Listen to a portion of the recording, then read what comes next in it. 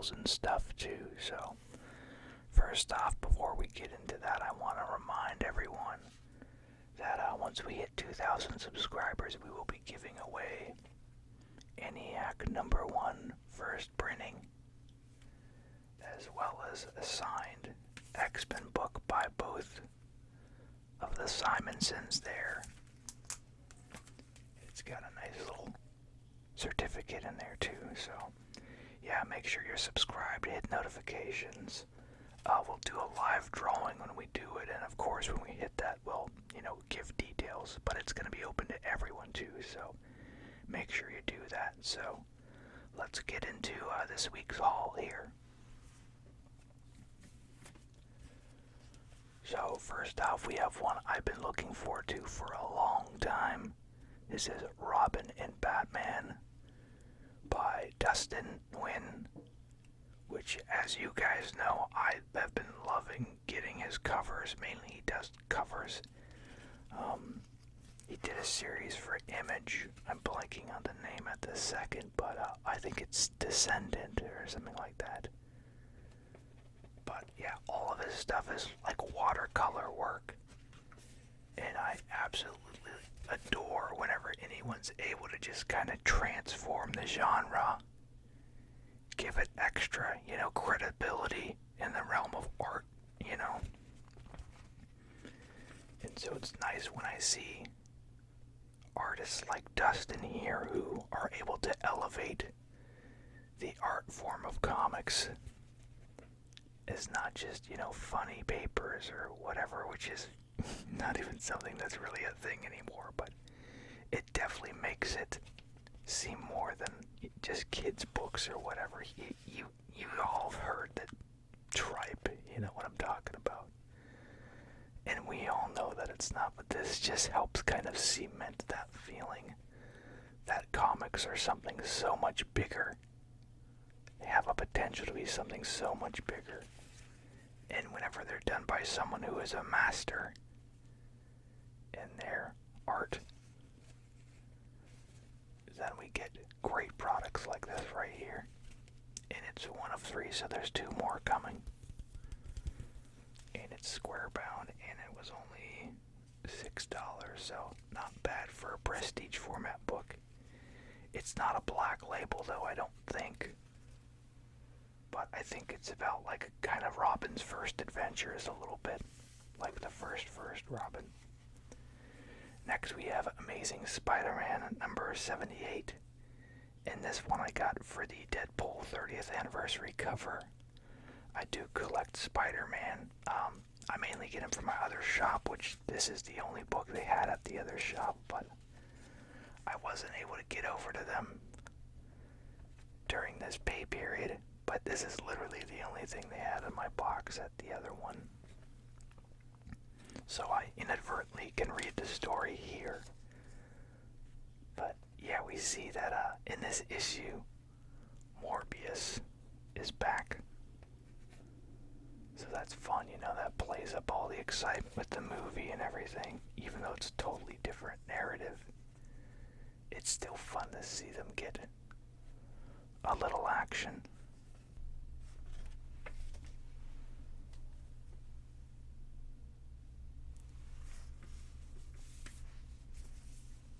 Speaking of prestige format, here we have Batman the Imposter.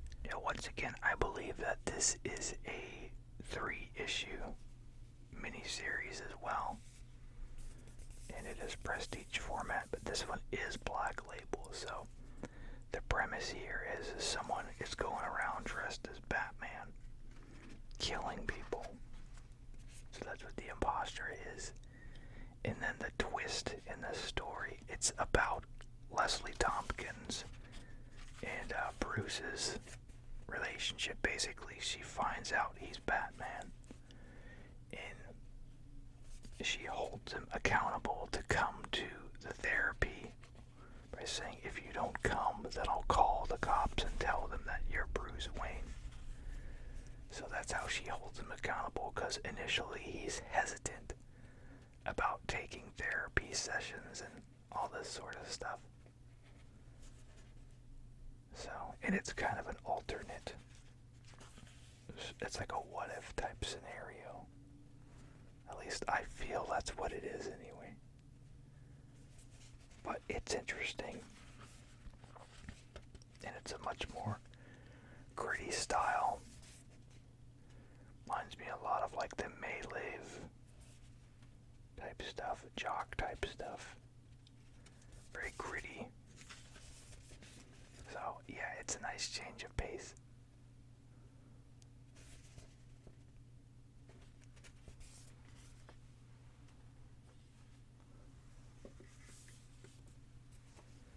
Next we have The Thing #1. In this one I got, once again, for the variant cover here, we have a nice Lee Bermejo cover. As you guys know, I love Bermejo.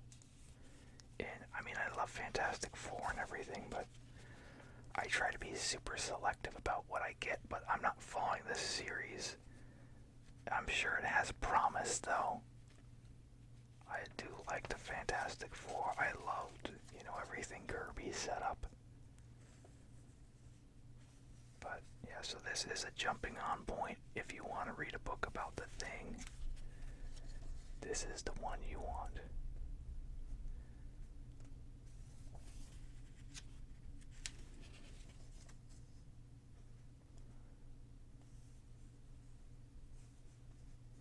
I even looked to see who the creative team was. That almost looks like Kindred there. So I'll have to read that and see what's going on there. They might end up getting me hooked anyway. We'll see. Who is writing this one? Let's see. Okay, so I don't know any of those people there. Writer Walter Mosley and artist Tom Riley.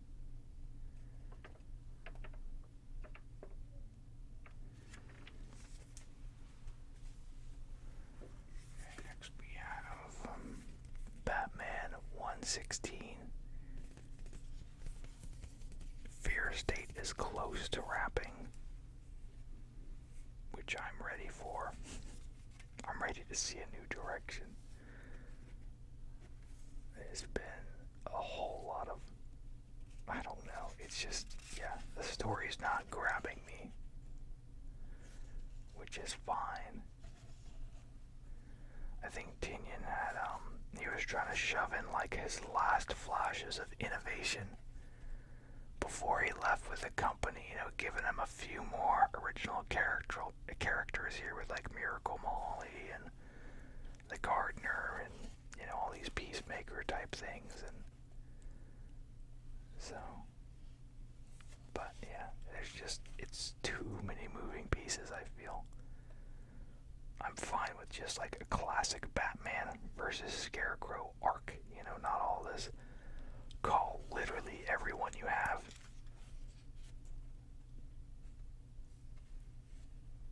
And it seems like Batman's been on the ropes for most of this. It's really been this supporting cast and even his villains coming to his aid. So, just really odd. Next we have the Batman Superman Authority Special, which I gotta go back and hunt the other parts of that series. I don't know what happened. I don't know anything. I just know that this suddenly is here. And then this isn't even, I don't think this is the cover I even wanted either. I think they just have, the other one mirrors like the old Alex Ross Kingdom Come type look.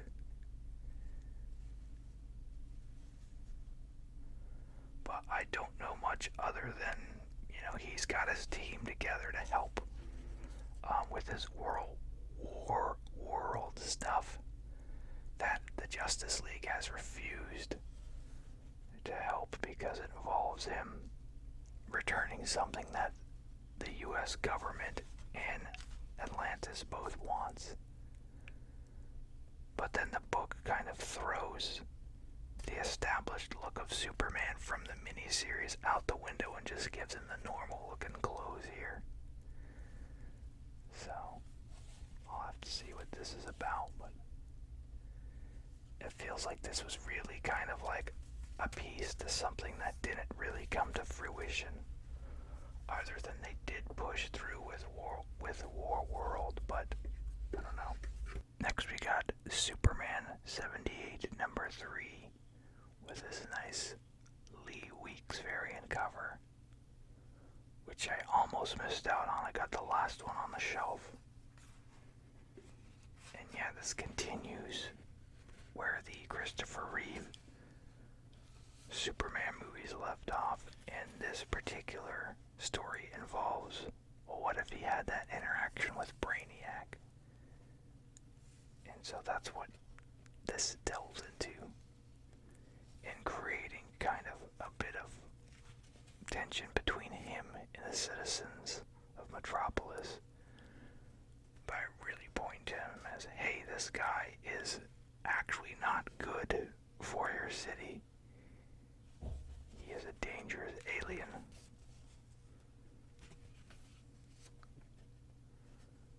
So, yeah, I've been enjoying it. It'll be fun to see where it goes. And I think it's only like a 6-issue miniseries. Miniseries I can do. It's whenever you've got full-blown series, it's harder for me to commit to. Next we have Batman Adventures Continue, Season 2, Number 6.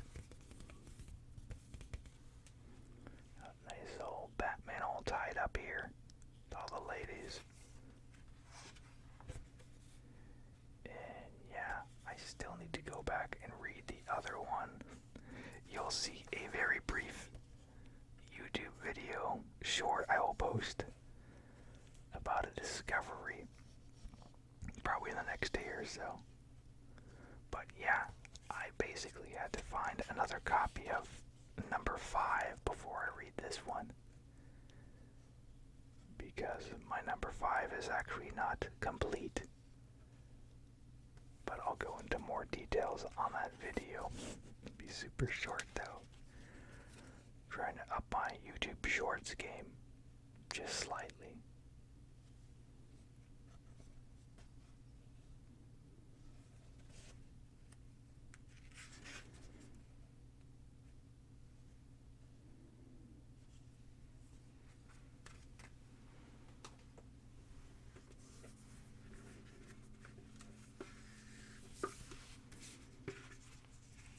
Next we have Batman Reptilian number 5.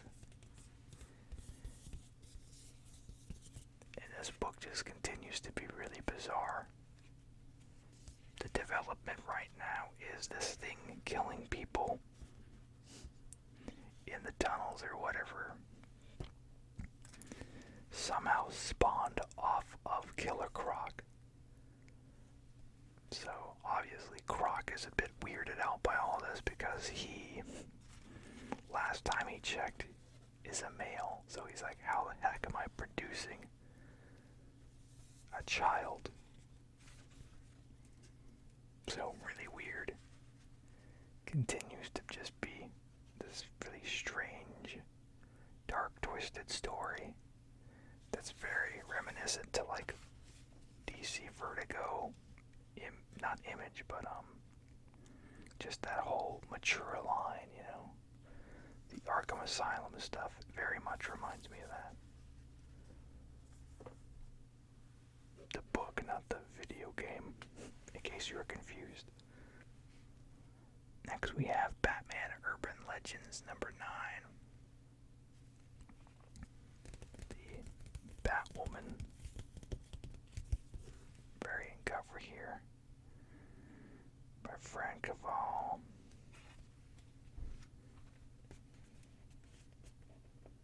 And so yeah, here's your creative talent.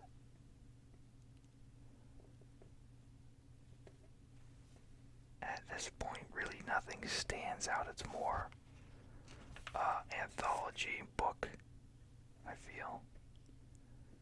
So not as exciting as when it first started. I don't think when they had that Chip Zdarsky Red Hood story was incredible. picking it up and reading those, and this just feels, I don't know.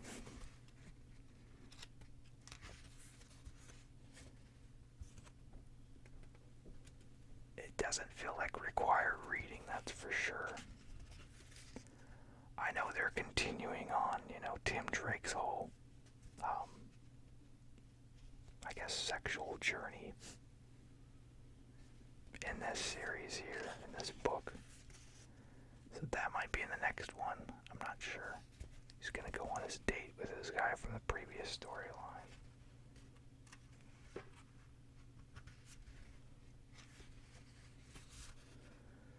So if you're interested in that, that might be a reason to pick it up, but I'm really not too interested in relationship status type of stuff. I really just want action.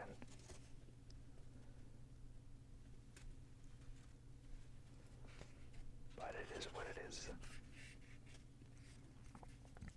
Nice Azrael story in the back, though. I do like Azrael.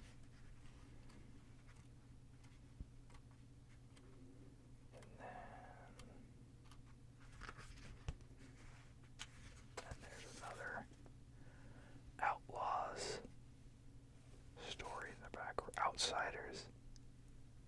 I always forget which one it is.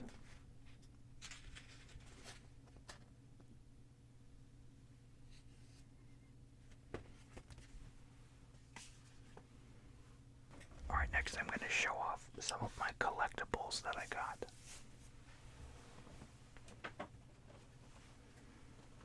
First off, I got two non-comic collectibles. We've got Mose Schrute, Dwight's cousin, with his Fear shirt on, from whatever Dwight was trying to train Ryan. And he's like, just get in the coffin, Ryan. And then Ryan storms off and is all mad. So yeah, this is the new Office line here. Probably won't be picking up many of these. I might get the Burnt Foot Michael, because that's one of my favorite moments of the show too. When he talks about stepping on his George Foreman grill because he has his 6 strips of bacon he leaves out overnight, that he then wakes up in the morning and plugs in so he can smell bacon in the morning.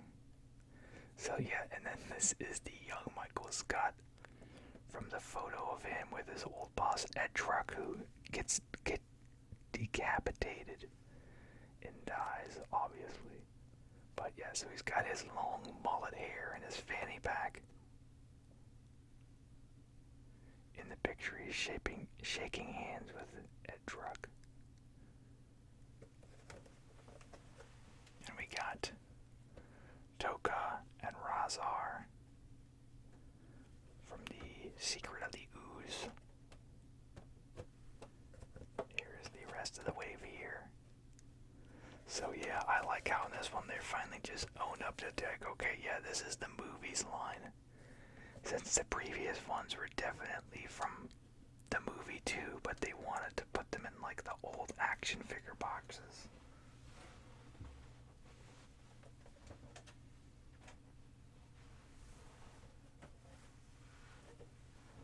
And then we got Super Shredder, who was played by Kevin Nash, which I had no clue about for the longest time.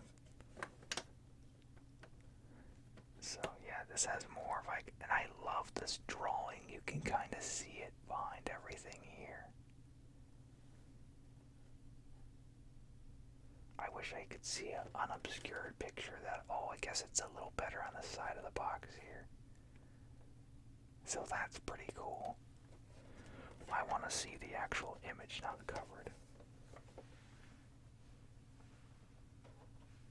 And then, of course, I had to get Mikey with the pre-fight ceremonious donuts when he's trying to transform Toka and Razar back into their baby forms. But I don't think I'll get the rest of them. They did have the others. Leo is holding the ooze, but even so, the way they did the ooze, it didn't really look too apparent. It's kind of tuck backed in the box. His arm is back, and it's not glowing or really anything that makes it pop. probably just gonna get, this Mikey and call it good for this line.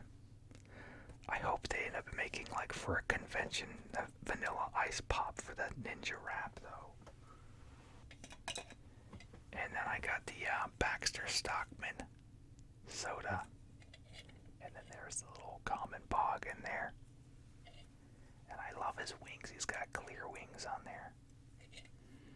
The Chase has like a green tinge all over it, and he glows in the dark, but I just wanted the normal one. Alright, now let's go to round 2.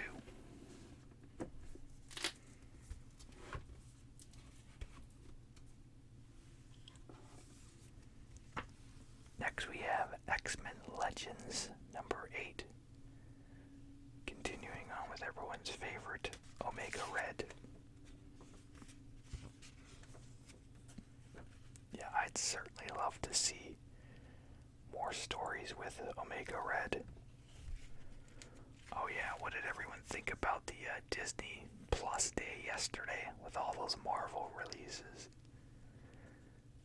There's probably a handful of them I'm excited for. The main one I'd say I'm excited for is, as live action goes, Moon Knight.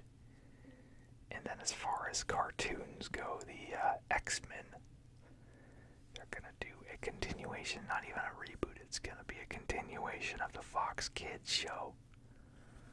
So hopefully that's gonna be awesome.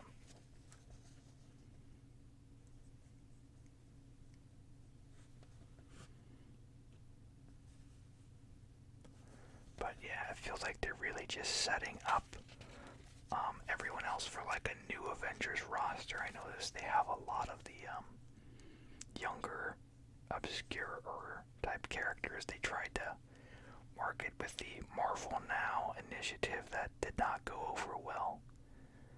With, Ironheart, Riri Williams, and I know that Hawkeye is gonna get taken over. And then I'm trying to remember what else. Oh, they've got Miss Marvel. So yeah, I certainly feel that's what they're doing. They're gonna market them through their Disney Plus shows, and then they're gonna do a movie once they've established them on those series.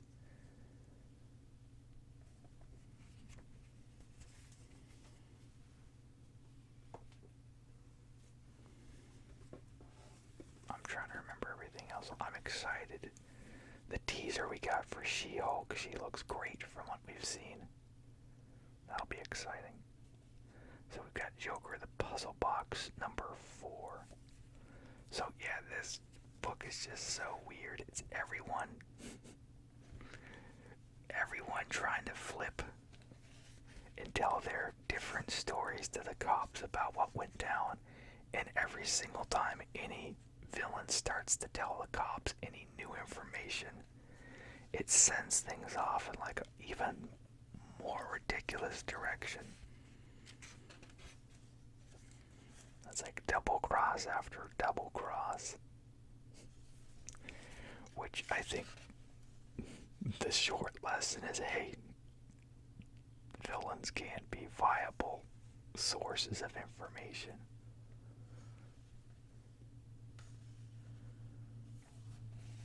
But it's just kind of funny seeing the relationships between everyone. And then apparently old Two-Face had one of like the Gotham guards in his pocket. Like he was in his black book in his payroll or something like that.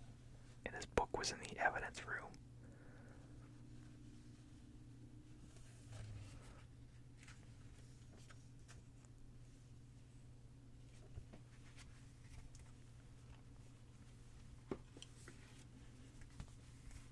Next we have Action Comics number 1036.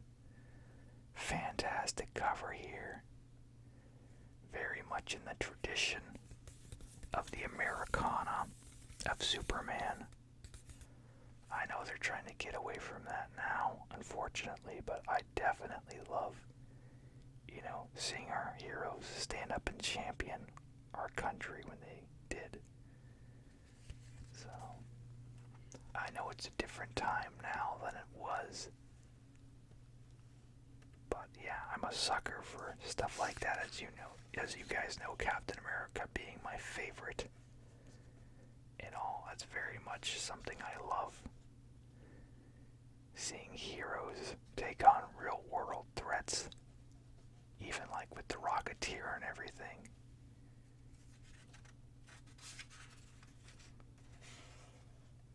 And I'm so appreciative for people who are able to take up the fight for our country and protect our freedom,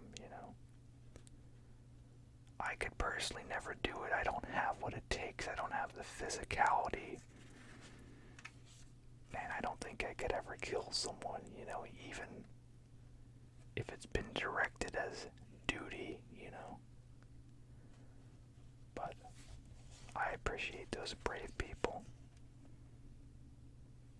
who are able to do that. So yeah, this continues the war world storyline here. Superman is trying to rescue these people that bear his insignia, who are tied to slavery on this planet. And he's doing his best to free them at any cost, even if it puts him at odds with his own planet, Justice League, all that. So we have Joker number 9. And what's cool with this is I got both the covers, they connect. Got a nice little couch scene here.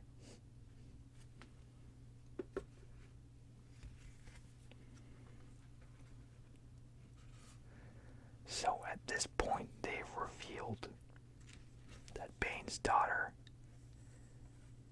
wants to kill Joker on Gordon's behalf. So now they've totally taken him out of the equation as being the one who personally would think about pulling the trigger to kill Joker. So we really have a maybe, maybe not situation on our hands. I think we all know deep down Jim, even in the throes of it, would probably not kill the Joker even after everything, based upon the type of person he is, even after everything.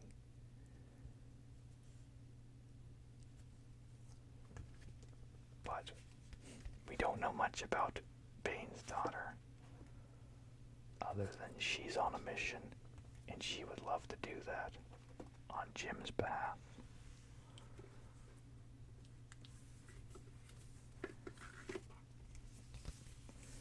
Next we have Spawn 323, slightly late Halloween cover. But what a cover it is. We get to see some makeshift Captain America, Batman, and Wonder Woman on a Spawn cover here. Granted, they're kids in Halloween costumes, but it's fun to see. So, and then there's another variant coming. I think it's on Gunslinger's next issue with Billy Kincaid, the ice cream creep.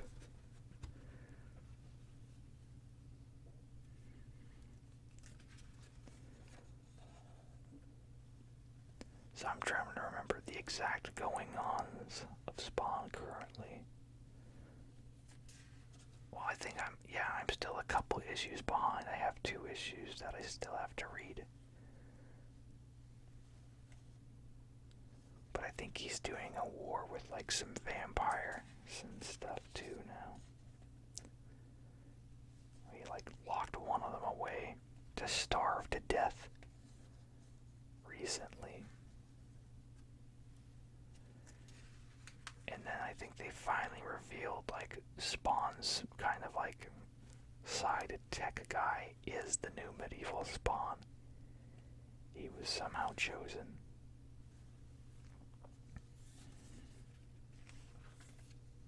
But I still don't think Spawn knows that.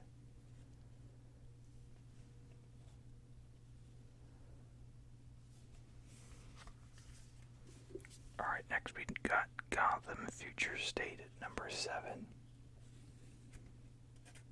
this just continues on. We get black and white manga inspired goodness.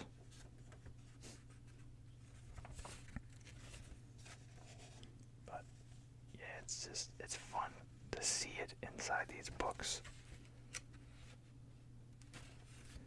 Just kind of a break from the norm. I do want to start buying some manga though.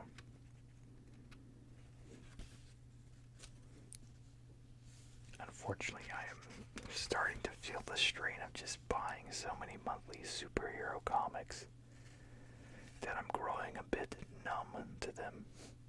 So you guys know I've been doing this for 4 years straight for you all. And yeah, a little change of pace might be different. I still love art. I love storytelling. I love all of that. But there's very few developments in modern comics stories right now that are just really putting me on the edge of my seat. I pick them up and read them, and then I'm just like, alright, well, until next month then. And we got our April anthology finally, after they corrected the spelling before. This said Arpill on the cover, remember, and the ads. So they finally put it out. Here is the collection of stories. So we only get 3 stories here. Very classic TMNT number 2 here. Nice.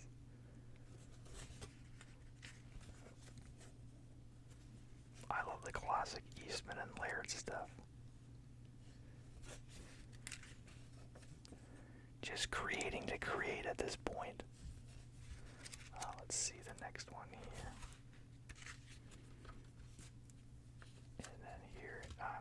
I don't even recognize this one.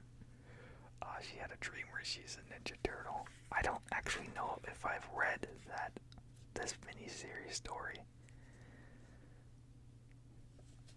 Because when I got my trade, when I was collecting the IDW Turtles for the first time, hers wasn't included in there. So I might actually have to sit down and read this one. And then we have a much newer story here. I don't know where it starts though, but you can just kind of see. It seems very recent. A little bit Aprilist too. That's an interesting little space suit. There she is there. Oh, they're doing a Shredder one next. Nice. I thought this was going to be the last one.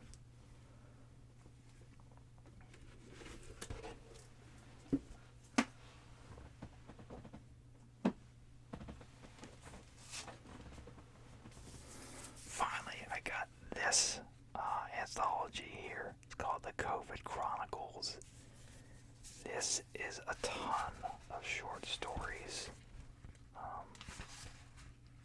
about people who, basically their stories, some of it fictional, some of it true, about how they were impacted by COVID.